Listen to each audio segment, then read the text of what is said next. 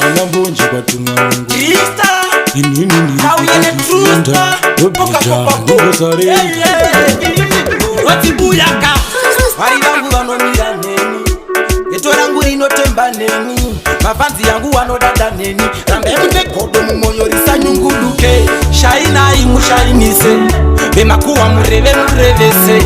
Eyenga banyebe banyebese Diri kudoguru muswe ya dilebese Basiye bashaine bashainise Bemakuwa bareve barevese Eyenga banyebe banyebese Diri kudoguru muswe ya dilebese Basama kundimiza paka wanda zhijiramba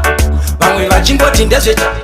Avasi kutariza nzira yandafamba Vachangovuma ndivasiye vachiramba Yandakaramba inini kubega bega Ndozviziva kuti basa ndopedza ndega Savarwadza vakuti ndozvibhiga bhiga Vakunditika tika asi upenyu njuga Shainai mushainise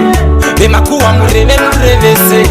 Eyenga vanyebe vanyebese Ndiri kudoguru muswe yandirebese Vasiye vashaine vashainise Bemakuwa vareve varevese Eyenga vanyebe vanyebese Ndiri kudoguru muswe yandirebese Handina mesa ndizimutsvene Muupenyu ndazobvuma mune vanhu vanetsvene Opo vanoda kundivengesa nemhene Elomwari simba renyu ngaripedze Ndatotambowa kuda kunditindura Akachikomana chibhoi chekupindura Nyangwe ndikavhunza hapana andipindura Sei pandakasvika musina kundichingura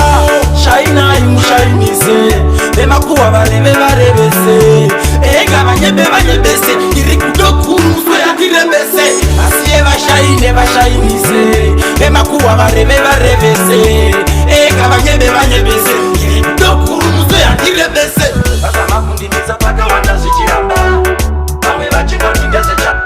Avazi kutariza nzira yandafamba Vachangopfuma ndivasiye vachiramba Yandakaramba inini kubega bega Ndozviziva kuti basa ndopedza ndega Savarwadza vakuti ndozvibhiga bhiga Vakunditika tika asi upenyu njuga Shainai mushainise Bemakuwa mureve murevese